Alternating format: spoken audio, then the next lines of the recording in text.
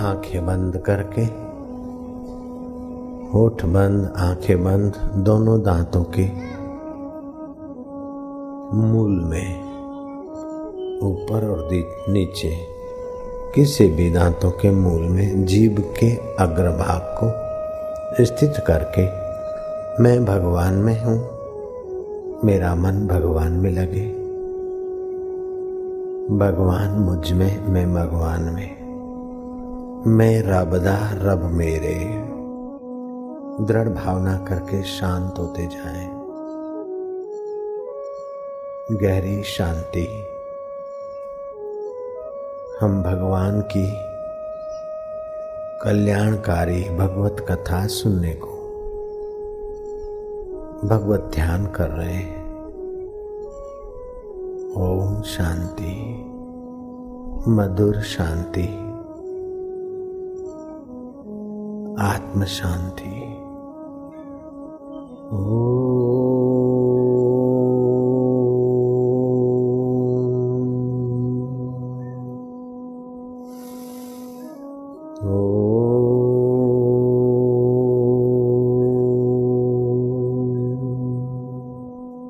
श्रीमद् भागवत का पाप नाशक श्रोता और वक्ता से कोई भी गलती हो जाए, उस गलती को क्षमा करने वाला मंत्र है। श्रोता और वक्ता मिलकर उच्चारण करेंगे। आप मेरे साथ कहेंगे, ओ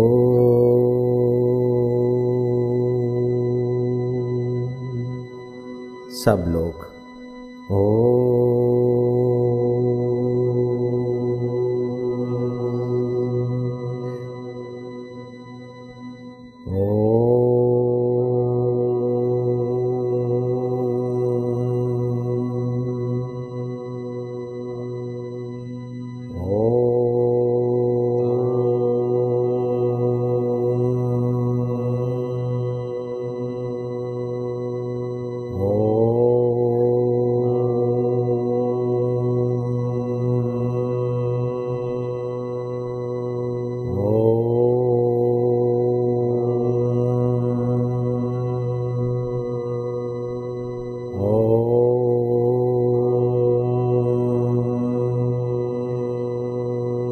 तम नमामि हरिं परम, तम नमामि हरिं परम, तम नमामि हरिं परम, तम नमामि हरिं परम, तम नमामि हरिं परम, तम नमामि हरिं परम। श्रीमद् भागवतं पुण्यं, श्रीमद् भागवतं पुण्यम् आयु आरोग्य पुष्टिदम्, आयु आरोग्य पुष्टिदम्। पठनाद श्रवणादपि, पठनाद श्रवणादपि सर्वपापै प्रमुच्यते, सर्वपापै प्रमुच्यते। यह पावन पुराण श्रीमद् भागवत अकाल मृत्यु को टालता है, दीर्घजीवी बनाता है, आरोग्य और पुष्टि को देने वाला है। श्रीमद् भागवत का पठन पाठन और श्रवण, इसका पाठ अथवा इसको सुनने से मनुष्य सब पापों से मुक्त हो जाता है। इस श्रीमद् भागवत का श्लोक आपने उच्चारण किया। श्रीमद् भागवत का पहला श्लोक आता है कि हम उस भगवान को नमन करते हैं जो सच्चिदानंद है, सत्य जिसकी सत्ता से कर्म करने की शक्ति हमारे शरीर में है, उसको सत्य बोलते हैं। चित्त जिसकी सत्ता से हमारे बुद्धि में, मन में ज्ञान आता है, और आनंद जिसकी सत्ता से हमारे हृदय में सुख का एहसास होता है, उस परमेश्वर का नाम है, अकाल पुरुष का नाम है सच्चिदानंद। श्रीमद् भागवत का ये पहला श्लोक है। आप उच्चारण करना, सच्चिदानंद रूपाय सच्चिदानंद रूपाय विश्व उत्पत्ति आदि हेतवे विश्व उत्पत्ति आदि हेतवे तापत्रय विनाशाय तापत्रय विनाशाय श्री कृष्णाय वयं नुमः श्री कृष्णाय वयं नमः। सच्चिदानंद रूपाय, जो सत है, चित है, आनंद रूप है, जिसकी सत सत्ता से हम कर्म कर सकते, जिसकी चित्त चेतना से हमारे हृदय में बुद्धि में ज्ञान है और जिसके आनंद से हमारे हृदय में सुख का आभास होता है, उस सर्व अंतर्यामी सर्वेश्वर अकाल पुरुष परमेश्वर को हम प्रणाम करते हैं। क्यों प्रणाम करते हैं? कि तापत्रय विनाशाय, तीनों तापों का शमन करने के लिए हम उस परमेश्वर को प्रणाम करते हैं। आदि दैविक ताप, आदि भौतिक ताप और मानसिक ताप, ये तीन तापों में संसारी लोग तपते रहते हैं। इन तीनों तापों का शमन करने के लिए हम सच्चिदानंद परमात्मा को प्रणाम करते हैं।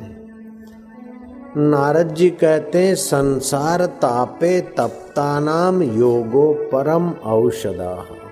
संसार के ताप में तपने वाले मनुष्यों के लिए भक्ति योग परम औषध है। तुलसीदास महाराज कहते हैं, बिन हरि पद बिन रघुवीर जिय की जरनी न जाई। रघुवीर के चरण कमल के बिना, उस रब के ध्यान के बिना जीव आत्मा की जलन नहीं जाती, अशांति नहीं जाती, विकार नहीं हटते। संसार के ताप विष्णु तपांदे हैं, वो जीव आत्मा को जब तक रब का ध्यान का सुख ना मिले, बिनु रघुवीर पद जिय की जरनी न जाई। भगवान के ज्ञान और ध्यान के बिना जीवात्मा की तपन नहीं मिटती है। श्रीमद् भागवत के पहले स्कंद के पहले अध्याय के 8वें श्लोक में आता है, चिंतामणिर लोक सुखम सुरद्रु स्वर्ग संपदम प्रच्छन्ति गुरु प्रीतो वैकुंठम योगी दुर्लभम। चिंतामणि, जो चिंतन करो वो चीज देने वाली चिंतामणि, वो संसारी सुख दे सकती है। कल्प वृक्ष मिल जाए तो स्वर्गीय सुख दे सकता है, लेकिन जब सत्संग मिल जाता है गुरु योगी दुर्लभ। कर्म जनित स्वभाव जनित भेद से जब अनेक चीजें मिल जाती है, फिर भी जब तक संतों का सानिध्य नहीं मिलता, चिंतामणि लौकिक सुख देती है, कल्पवृक्ष स्वर्गीय सुख देता है, लेकिन सत्संग मिल जाए तो योगी दुर्लभ वैकुंठ के सुख को प्रकट कर देता है अपने हृदय में। इसलिए सत्संग सबसे भारी सत्कर्म है, सत्संग सबसे भारी सुख और ज्ञान देने वाला है। जो लोग सत्संग सुनने के लिए घर से चल पड़ते हैं, साधन से उतरते हैं, एक एक कदम चलते हैं, एक एक यज्ञ करने का फल प्राप्त होता है। ब्रह्म ज्ञान का सत्संग सुनने जाते हैं, श्रद्धा भक्ति से बैठते तो भक्ति योग का फल प्राप्त होता है, और ध्यान से सुनते तो ज्ञान योग का फल होता है। एक सत्संग में 3 योग होने लगते हैं। कर्म करके पहुंचते हैं सत्संग में कर्म योग, श्रद्धा से बैठते हैं भक्ति योग, और बैठते तो सुनते तो ज्ञान योग। 3 योगों का फल सत्संग में होने लगता है। एक बार देवर्षि नारद जी पृथ्वी के तमाम इलाकों में घूमते घामते बड़े विस्मय में हो गए। विचरण करते करते देवर्षि नारद जी बिंद्रावन पहुंचे तो नारद जी देख रहे हैं कि एक महिला अपने बूढ़े 2 बेटों को गोद में लिए हुए विलाप कर रही। नारद जी दूर खड़े खड़े देख रहे हैं कि वो कई दासियां और कई परिचारिकाएं, कई उसकी सहेलियां उसको टाडस बंधा रही महिला को। उस सुंदरी को कह रही है कि बहन तुम चिंता न करो, आदि आदि। नारद जी खड़े खड़े देख रहे हैं कि माई तो युवान है और बूढ़े, सफेद बाल और मूर्छित पुरुषों को गोद में लिए हुए कह रहे बेटा जागो, बेटा जागो। तो माँ जुआन और बेटे बूढ़े, माँ दिखे 25 साल के और बेटे दिखे 100 साल के, ये क्या आश्चर्य है। नारद जी खड़े खड़े देख रहे थे, इतने में उस महिला की नजर नारद जी पर पड़ी और उस महिला ने कहा साधु नाम दर्शनम लोके है सर्व सिद्धि करम परम।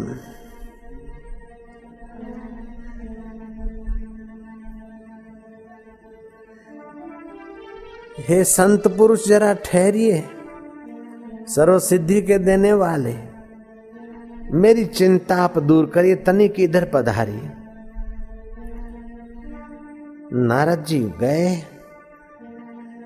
तो विलाप करने वाली उस महिला ने कहा कि महाराज आप संतों के दर्शन और कृपा से प्राणी के दुख और पाप दूर हो जाते हैं, आप मेरी भी चिंता और पापों को दूर करिए, दुखों को दूर करिए महाराज। तब महाराज ने पूछा कि बहन तुम कौन हो और ये बूढ़े बूढ़े ये तुम्हारे क्या लगते?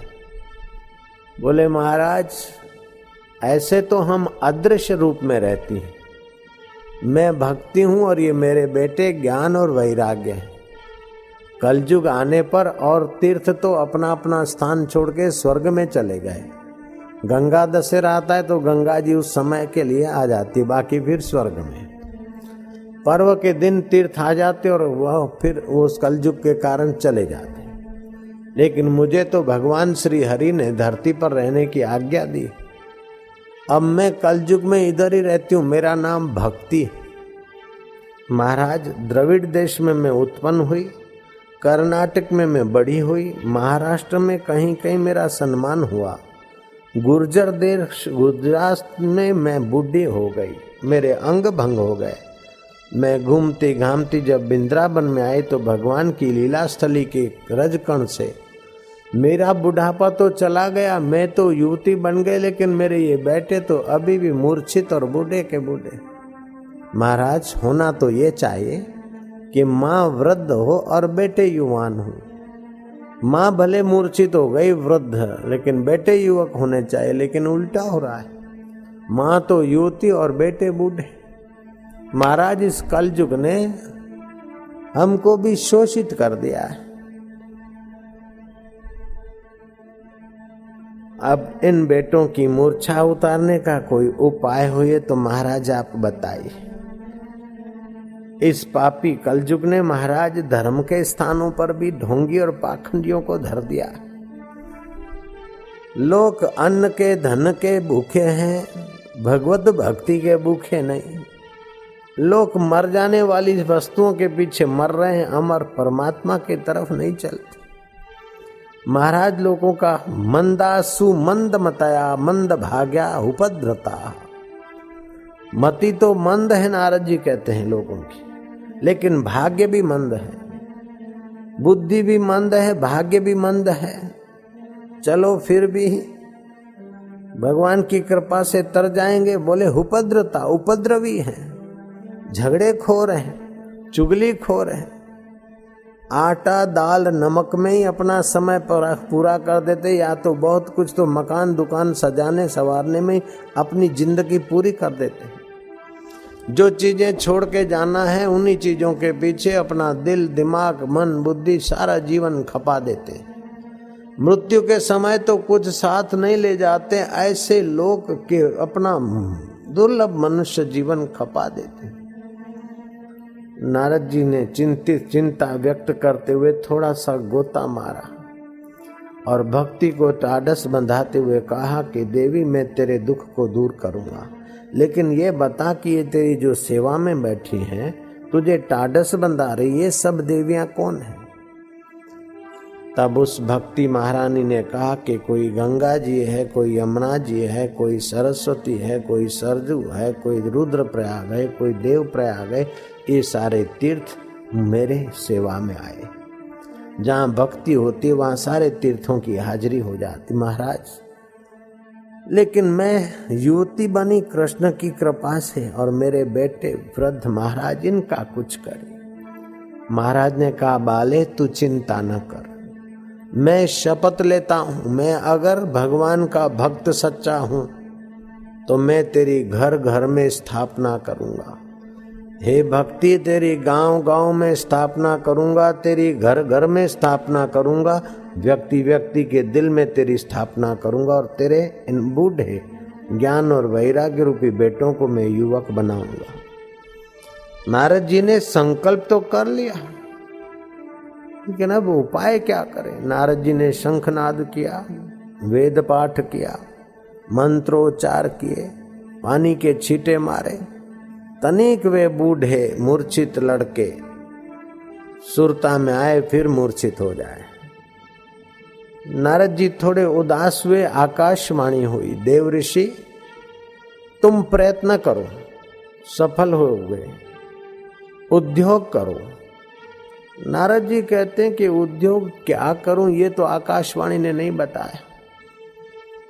क्या उपाय करने से ज्ञान और वैराग्य पुष्ट होंगे और भक्ति के दुख दूर होंगे, भक्ति हर के सबके हृदय में लहलाएगी। नारद जी सोचते सोचते थोड़े शांत हुए। अब इस बात से आपको हमको एक सुंदर कथा, सुंदर सबक लेना चाहिए। भक्ति सर्व सुख कारिणी है, भक्ति सारे दुखों का अंत करने वाली है, भक्ति रसमयी है, भक्ति प्रेममयी है, भक्ति भगवत आकर्षणी है और भक्ति त्रिभुवन के सुख भोग से भी बहुत ऊंची है। भक्ति भगवान को वश करा देने वाली। ऐसी भक्ति अगर रोती रहेगी तो काम नहीं चलेगा। भक्ति क्यों रोती है कि उसके बेटे बूढ़े हो गए। भक्ति को प्रसन्न रखना हो तो उनके बेटे स्वस्थ होने चाहिए। बेटों का नाम है ज्ञान और वैराग्य। जिस भगवान की भक्ति करते उस रब का थोड़ा ज्ञान होना चाहिए। दुकान का और माल मत्ते का, रुपए पैसों का तो बहुत ज्ञान है, लेकिन जिससे सारा ज्ञान उत्पन्न होता है उस परमेश्वर का ज्ञान होना चाहिए। मन तू ज्योति स्वरूप अपना मूल पिछाण, नानक सतगुरु भेटिया मैल जन्म जन्म दे लथे। सतगुरु मिलते हैं और मनुष्य का ज्ञान युवान होता है। जिस भगवान की भक्ति करनी है उस भगवान का ज्ञान पा लेना चाहिए और जिस दुखों से, परपंच से, पाप ताप से छूटना है उसके प्रति वैराग्य होना चाहिए। तो ज्ञान और वैराग्य जिसके युवक हैं उसकी भक्ति दृढ़ हो जाती है। जिनकी भक्ति दृढ़ होती है उनके हरि और हरि के वे हो जाते हैं। आपके बीकानेर और गंगानगर के बीच एक घटना घटी थी। एक नगर, उसमें रहते थे एक भक्त। जिस भक्त ने भगवान की भक्ति का पर्चा कदम कदम पे दिया था। वे भक्त भगवान की पूजा करते थे। उनका ज्ञान भी पुष्ट था, वैराग्य भी पुष्ट था। ज्ञान वैराग्य पुष्ट करके जो भक्ति करते थे उस भक्त का नाम था किशन सिंह जी।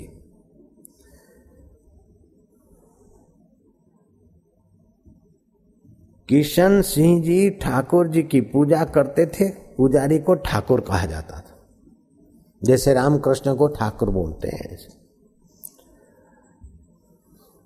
गारब देसर है यहाँ के, नहीं नाम सुना है गारब देसर? अब चौकर भले अभी कुछ कहा जाए, इतिहास में उसका गारब देसर नाम। किशन सिंह जी भक्ति करते थे भगवान मुरलीधर की पूजा करते थे। बीकानेर से 60 माइल दूरी के डिस्टेंस होगा, 96 किलोमीटर है क्या?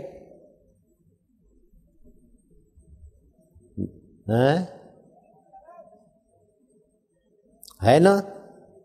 हम तो शास्त्र पढ़ के बता रहे हैं, देखा होगा आपने, हमने देखा नहीं, हम तो शास्त्र की बात ले आए, इतिहास की बात ले आए। किशन सिंह जी मुरलीधर भगवान के ऐसे पक्के भक्त थे कि वो भगवान की शपथ को ऐसा मानते कि निभाते। कोई लुच्चे लोग उनको पटाने के लिए भी कसम डाल दे तो वो फिर उसको पालन करते थे। एक बार गारबदेसर में चोर आए और किसी लोगों के ऊंट चुरा के ले रहे थे। ठाकुर किशन सिंह जी को कहा कि आपको भगवान की शपथ है, किसी को कहियो मत। और वो शपथ दे दी चोरों ने, किसी को कहा तो नहीं, लेकिन मन ही मन ठाकुर जी को कहा कि जिनके ऊंट जाले जा रहे हैं वो तुम ही जानो।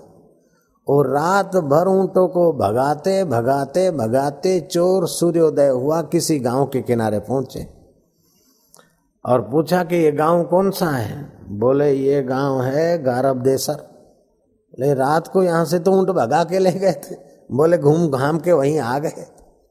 ये भक्त की भक्ति का प्रभाव ऐसा कि रात भर ऊंट भगाने वाले चोर सुबह वही जगह पर पहुंच जाते जहां से ऊंट ले गए।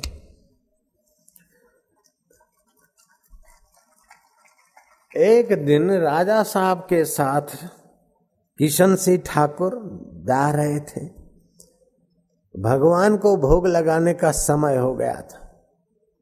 अब देखा कि भोग सामग्री तो नहीं है, मन ही मन ठाकुर जी को भोग लगा, नहलाया धुलाया और ठाकुर जी को दही का भोग लगाए जा रहे थे। घोड़े पर सवार थे, जरा कपड़ा ओढ़ लिया थोड़ा सा और ठाकुर जी को पानाय स्वाहा अपानाय स्वाहा व्यानाय स्वाहा उदानाय स्वाहा आंखें मूंद कर घोड़े पर और ठाकुर जी को मानसिक भोग लगा रहे थे। राजा ने आवाज दी तो ठाकुर जी सुने नहीं, किशन सिंह जी ने सुना नहीं। दूसरी आवाज दी, तीसरी आवाज दी। राजा को जरा गुस्सा लगा और किशन सिंह जी के नजीक पहुंचे, वो ठाकुर पुजारी के नजीक। जो कपड़ा पकड़े हुए थे वो कपड़ा खींचा तो देखा कि घोड़े के रकाब पर इधर उधर दही दही दही दही ढुला हुआ। पूछा कि दही दही सब क्या? बोले महाराज ठाकुर जी का मानसिक भोग लगा रहे थे, मन ही मन में ठाकुर जी को दही अर्पण कर रहा था और एकाएक आपने खींचा। ये ठाकुर जी की लीला ऐसी कि मैंने तो मन से अर्पण किया, उन्होंने प्रैक्टिकली ये प्रकट कर दिया। वो ठाकुर जी जाने में क्या जाने।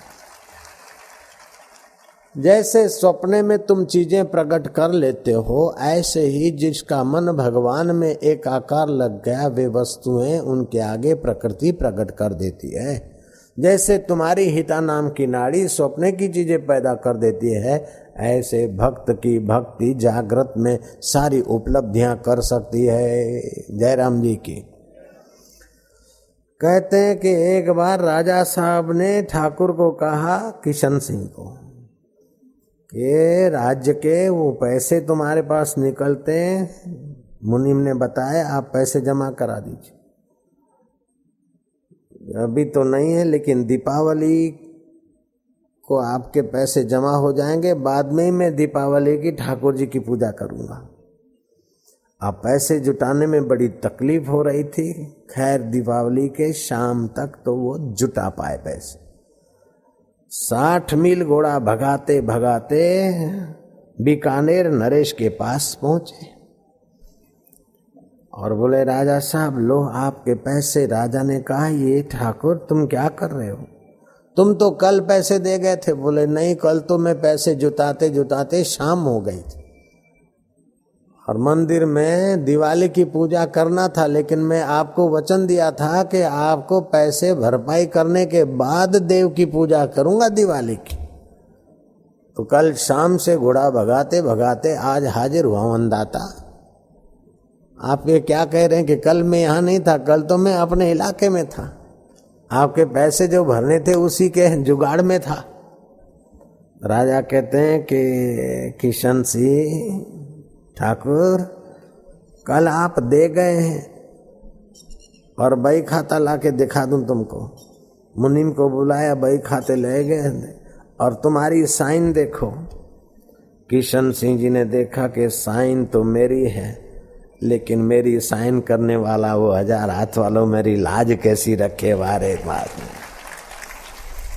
मनी मन मंद मंद मुस्कुराए और ठाकुर किशन सिंह जी ने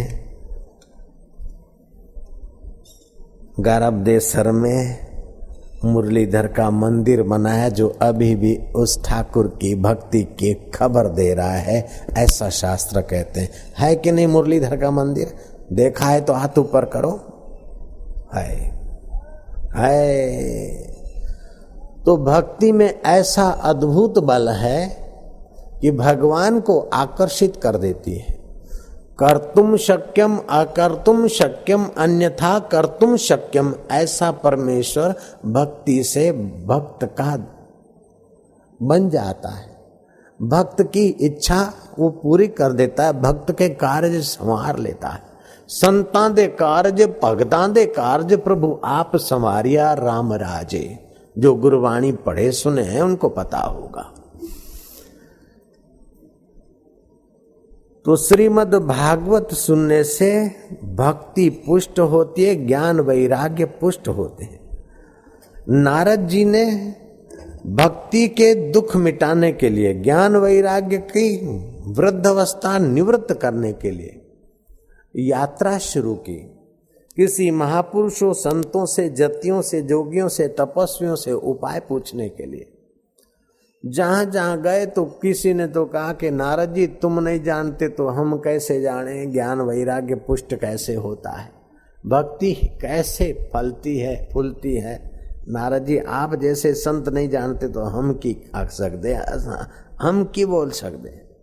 कुछ लोग तो चुप्पी साध के मौनी बनकर बैठ गए, और कुछ लोगों ने देखा कि नारद जी ऐसा जटिल सवाल पूछने को आएंगे, कुछ लोग पलायन हो गए।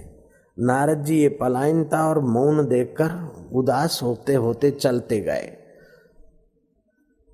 चलते चलते नारद जी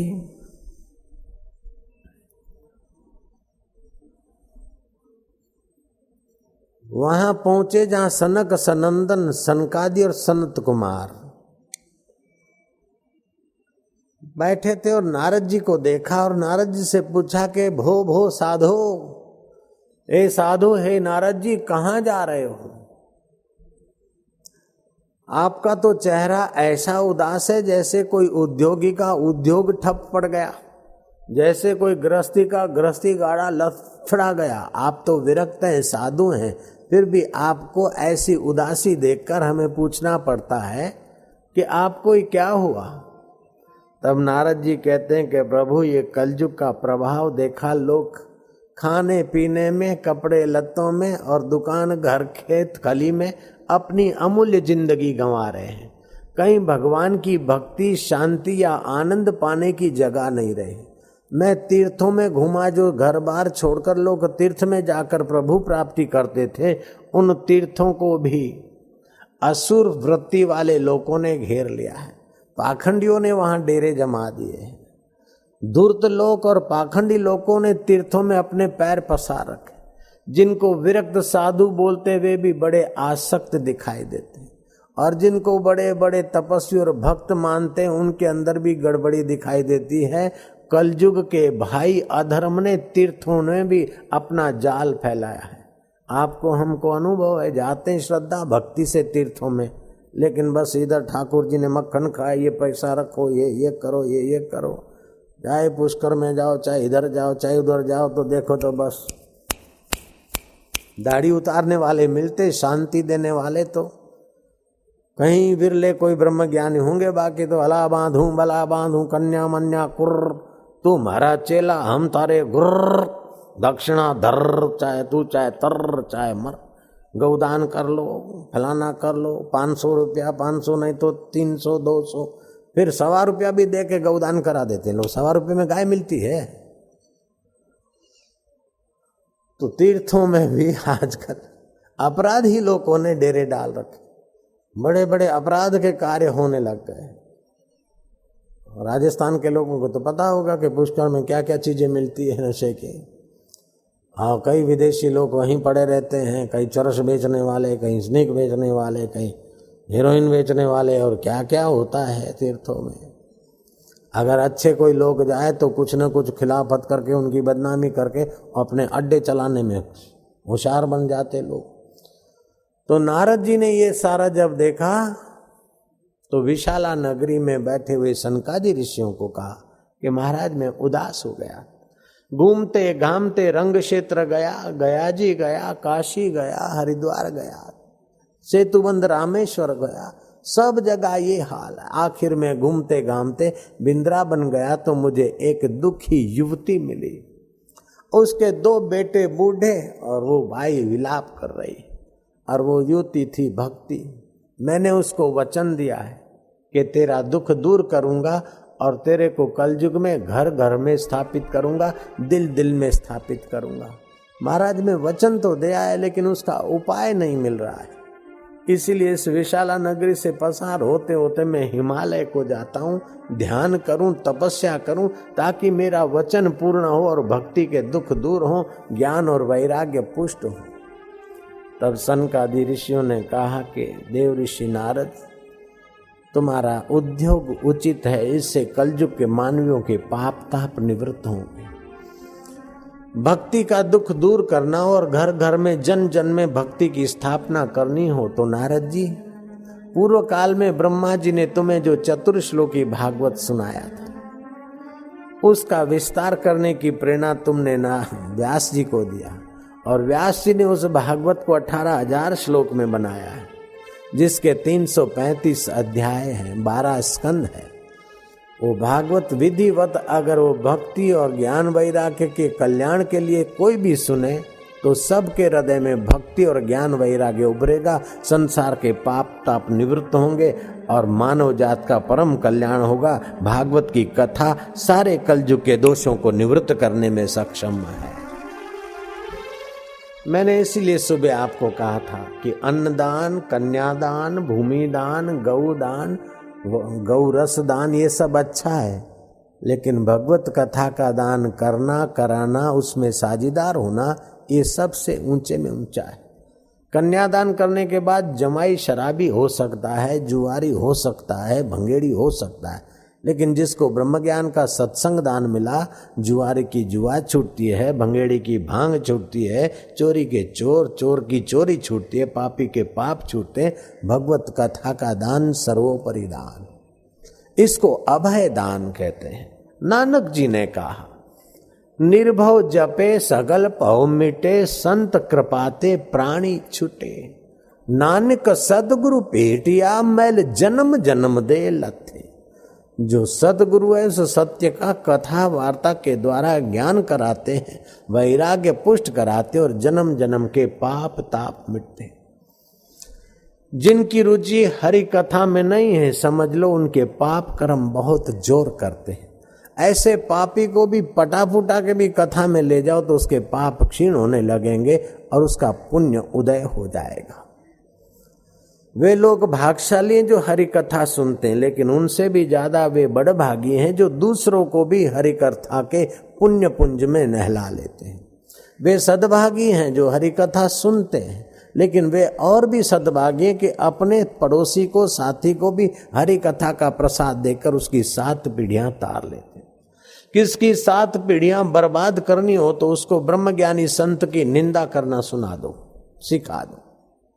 धर्मादे के पैसे हड़प करना सिखा दो, उसकी 7 पीढ़ी कंगाल हो जाएगी, तबाह हो जाएगी। ये शास्त्र वचन है। जैसे भादरवा सुद चौथ का चांद देखने से साल भर में भयंकर कलंक लगते, अगर शास्त्र की सच्चाई का अनुभव करना हो तो भादरवा सुद चौथ को चंद्रमा देख लो, फिर देखो तुमने चोरी नहीं की तो चोरी के कलंक लगेंगे, तुमने जो काम नहीं किया ऐसे कलंक तुम पर लगेंगे। भादरवा सुद चौथ के चांद को देखो, हमने भी देखकर ट्राई करके देख लिया है। भगवान कृष्ण ने भादरवा सुद चौथ का चांद देख लिया तो भगवान कृष्ण को स्वांतिक मणि चुराने का कलंक लगा, तो तुम्हारी हमारी क्या बात है। एक बार गणपति जी महाराज बैठे थे, गणेश चतुर्थी थी तो चंद्रमा रूप लावण्य सौंदर्य वाले थे देवता। चंद्रमा के ये जो चंद्र दिखता है वो चंद्र का आदि भौतिक रूप है, दूसरा होता है आदि दैविक, तीसरा होता है तात्विक। ये जो गंगा बह रही है हरिद्वार से वो आदि भौतिक है, और पुत्र को जन्म देती है वो आदि दैविक रूप है उसका, भीष्म पितामह को, और तत्व से वो आध्यात्मिक है। तो चंद्र पसार हुआ और गणपति के रूप को देखकर चंद्र ने हंसी उड़ाई। तो गणपति भगवान ने कहा कि तेरे को अपने सौंदर्य पर इतना गर्व हो गया, लेकिन तेरे को जो देखेगा उस पर कलंक लगेगा, तेरे को लोग धुतकारेंगे। चंद्र चुप कर चला गया, बड़ा दुखी हुआ। आखिर ऋषि मुनि और देवताओं को दया आई कि चंद्र अगर छुपा रहेगा तो उजाला नहीं होगा, औषधियां पुष्ट नहीं होगी, संसार की परंपरा में व्यवधान पड़ेगा। जाकर चंद्र को समझाया बुझाया और गणेश चतुर्थी का तुम उपवास करो, भगवान गजानंद प्रसन्न होंगे, फिर हम तुमको माफी दिलवाते हैं और तुम्हारा श्राप दूर करवाते हैं। चंद्र ने ऐसा ही किया। फिर देवता उसको ले गए भगवान गणपति के पास। गणपति ने कहा ठीक है, देवताओं के साथ आए हो तो तुम्हें 364 दिन तो मैं माफ कर देता हूं, लेकिन 365वां दिन गणेश चतुर्थी का एक दिन तो तुम्हारे पर ये रहेगा कि तुम्हारे को देखने वाले को कलंक लगेगा। उस दिन तुमको कोई देखेगा नहीं, तुम्हारे दर्शन से अपने को बचाएगा। अगर तुम्हारा दर्शन कर लिया तो उसकी कुदरत खबर लेगी कि साल भर उसको कोई न कोई कलंक लगेंगे। अभी भी लगते। किसी को विश्वास नहीं हो तो गणेश चतुर्थी आए और देख लो गणपति को, ये चंद्रमा को, चौथ के चांद को, फिर देखो कैसे नहीं लगता कलंक। हम गए थे काला हांडी उड़ीसा में, गरीबों को बांटने के लिए गए थे, लेकिन अगले साल हमने चांद देखा था तो गरीबों को अन्न वस्त्र और पैसे बांटने को गए और हमको कलंक लगा के बापूजी वोट लेने को आया। अब हम वहां कोई चुनाव में लड़ेंगे क्या? और ऐसी अफवाह हुई और ऐसा कुछ लोगों ने किया कि हमारे 2 दिन वहां खराब हो गए और हमारा जो चावल वावल था वो भी जब्त हो गया। जयराम जी की हम जो ट्रकें भर के ले गए थे गरीबों को बांटने के लिए, कुछ तो बांटे, कपड़े भी बांटे, लेकिन कुछ चावल हमारे सरकार ने जब्त कर लिए। जो सरकार के नेता हमारे पैर छूकर अपना बोलते सिर्फ चमकाते हैं, ऐसे नेताओं ने मेरा नाम सुन रखा सारे हिंदुस्तान में, क्या दुनिया भर में टीवियों के द्वारा लोग मुझे जानते, फिर भी मेरे 60 बोरे चावल जब्त कर लिए। जयराम जी बोलना पड़ेगा। उड़ीसा में कालाहांडी में नरसिंहा राव ने मेरे को फोन पर कहा कि बापूजी, मेरा वहाँ सत्संग था, नरसिंहा राव जहाँ से चुनकर आते, ब्रह्मपुरा, तो ब्रह्मपुरा के बाद में क्या ब्रह्मपुर के पहले मेरा था कटक में सत्संग। तो कटक में उनका फोन आया, बोले बापूजी अपने वाले ही अब टिकट नहीं देते। नरसिंहा राव को टिकट नहीं दे रहे थे ना, तो जिन दिनों में उन्होंने इनकार करा वही दिन था, वो उसका दूसरा दिन था। अपने वाले अब बापूजी मेरे को टिकट नहीं देते, उनका हृदय जरा भारी था। तो फिर मैंने 2 सांत्वना के शब्द कहे और हिम्मत के 2 शब्द कहे। मैं क्या ये वक्त भी बीत जाएगा जैसे। बापूजी आपका क्या प्रोग्राम है अभी? मैं क्या वो तुम्हारे चुनाव क्षेत्र से होते हुए फिर हम काला हांडी जाएंगे, वहाँ गरीब। बोले बापूजी वहाँ बहुत गरीबी है। मैं क्या, मैंने सुना है, इसलिए उधर होते हुए 2 दिन का उन गरीबों को अन्न वस्त्र आदि दे के जाए। अब कहाँ तो प्राइम मिनिस्टर लोग मेरे को माने, दोनों पार्टियों के, चाहे अटल जी हों चाहे नरसिंहा राव हो, दोनों मेरे प्रति श्रद्धा रखते हैं, चाहे भैरव सिंह हो चाहे केशु भाई पटेल हो, और लाखों नहीं करोड़ों लोग मेरे प्रति प्रेम रखते, श्रद्धा रखते। और मैं कोई चुनाव नहीं लड़ता हूँ, सब लोग जानते, मैं किसी एक पार्टी का नहीं, मैं तो सबका हूँ, सब मेरे हैं। फिर भी मेरे पर ऐसा भयंकर कलंक लगा कि मेरी 60 बोरी चावल की जब्त हो गई। भांजे जरा विचार करो। जयराम जी बोलना पड़ेगा। 4 बोरी आलू बांटते बांटते, भोजन कराते कराते 4 बोरी आलू और दूसरा गुड़, ये कपड़े वपड़े थोड़े जब्त हो गए।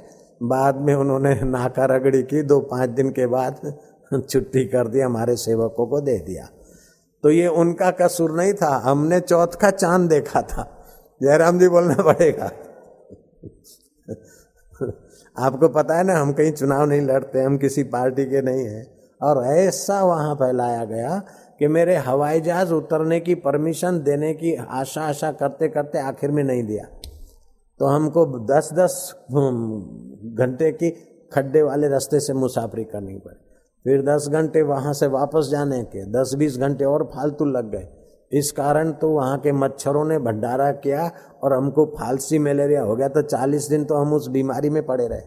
केवल चौथ का चांद देखने का फल है। जब हमारे जैसों को ये फल हो सकता है, कृष्ण जैसे को फल हो सकता है, तो आपको अगर विश्वास नहीं है तो अभी आएगा भाद्रवा सोती है, भाद्रवा तो चला गया, अगले साल आएगा। जरा देख कर मजा चख कर देख लीजिए शास्त्र की बात कैसे सच्ची है कि नहीं है। तो जैसे भाद्रवा चौथ की बात शास्त्र की सच्ची है, ऐसे दूसरी बात भी शास्त्रों की सच्ची है। हम समझ पाए तो भी ठीक है, नहीं समझ पाए तभी भी उनकी सच्चाई में कोई कमी नहीं आती। अभी विज्ञानी बताते कि हरिनाम उच्चारण करने से लीवर को, किडनी को, गर्भाशय को फायदा होता है। राम शब्द उच्चारण करने से आंतों का विष बाहर आ जाता है और सूक्ष्म शरीर में पुष्टि आती। राम के रकार से सूर्य तत्व और मकार से चंद्र तत्व हमारे सूक्ष्म शरीर को पुष्ट करता है। हाई बीपी, लो बीपी, डीप प्रेस, बी प्रेस की बीमारियां उन्हीं लोगों को होती जिनका सूक्ष्म शरीर कमजोर है। जो राम नाम का रटन करते हैं उनका सूक्ष्म शरीर मजबूत हो जाता है। अभी डॉक्टर डायमंड कहता है कि भारतीय कीर्तन करने से जीवन शक्ति का विकास होता है और डिस्को डांस करने से, रॉक संगीत से जीवन शक्ति का ह्रास होता है। डिस्को और रॉक्स से क्या है कि नाभि के नीचे पास के केंद्र में मूवमेंट होती है, सेक्सुअल केंद्र, काम केंद्र उत्तेजित होते हैं। और हरिनाम कीर्तन करने से अनाहत केंद्र विकसित होता है जो जीवन शक्ति का विकास करके भक्त को भगवत भाव से पावन करता है। तो श्रीमद् भागवत का ये श्लोक फिर से आप उच्चारण करिए। सच्चिदानंद रूपाय, सच्चिदानंद रूपाय, विश्व उत्पत्ति आदि हेतवे, विश्व उत्पत्ति आदि हेतवे, तापत्रय विनाशाय, तापत्रय विनाशाय, श्री कृष्णाय वयं नमः, श्री कृष्णाय वयं नमः। ये श्रीमद् भागवत आयु, आरोग्य और मुक्ति को देने वाला है। ये सच्चिदानंद स्वरूप को हम प्रणाम करते हैं जो तीनों तापों को निवृत्त कर देता है। उस भगवान को हमारा नमस्कार। श्रीमद् भागवत की कथा कहती है कि नारद जी ने सनकादि ऋषियों के कहने के अनुसार श्रीमद् भगवत कथा का आयोजन किया। जो अपने को बड़े लोग मानते थे उनको आदर सहित आमंत्रण दिया जाता है और जो भगवत कथा के रसिक हैं वे तो खबर सुनकर भगवत कथा सुनने को आ जाते हैं। कई जति जोगी आए, गृहस्थी आए, विरक्त आए, साधु आए, संत आए। नारद जी ने भगवत कथा का आयोजन किया। लोगों को शांति, आनंद, माधुर्य मिला। भगवत कथा मनुष्य के जीवन में समत्व योग ले आती है। समत्व योग मनुष्य को भगवान के साथ शीघ्र मिला देता है।